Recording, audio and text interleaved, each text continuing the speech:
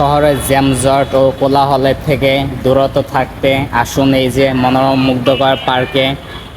কি সুন্দর ফুল গাছ, এই যে কি সুন্দর সামনেও গাছ আছে বসার জন্য, গাছে গোড়ায় বসার প্লেস আছে, দেখতে পারতেছেন।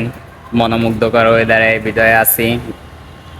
এই যে দূর দূরান্তের ভিউ গুলা দেখুন, খালি উপভোগ করুন। রবিন খান ব্লগে পাশে থাকেন এবং আমিও আপনাদের দেখাই, দেখতে থাকুন। ঢাকা সিটির আরো সুন্দর সুন্দর লোকেশন শেয়ার করবো আপনাদের সাথেই। যতদিন আমি রবিন খান আছি ততদিন আমার আইডিও আপনাদের কাছেই আছে। তো দ্রুত ফলো দিয়ে, লাইক দিয়ে, কমেন্ট করে পাশেই থাকুন এবং ভিডিওটি শেয়ার করে দিন আপনার বন্ধুদের কাছে।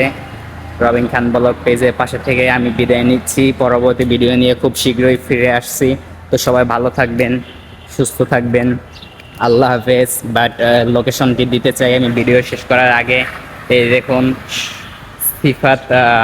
শহীদ সিফাত হোসেন 5ই অক্টোবর 2007 অগস্ট মাসে 2024 এই পার্কটি নির্মাণ করা হয়েছে।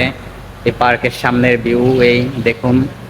তো সবাই ঘুরতে চলে আসুন আজই এই লোকেশনে, তাঁতীবাজার, রায়সা বাজার চলে আসুন। এই যে দেখতে থাকুন, সামনে আরো ফটো ক্যাপচার করার মতো আরো সুন্দর জায়গা আছে, ওই যে দেখতে থাকুন।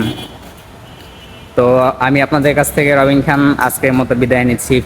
পরবর্তী ভিডিও নিয়ে ফিরে আসছি। তো সবাই ভালো থাকুন, সুস্থ থাকুন। আল্লাহ হাফেজ।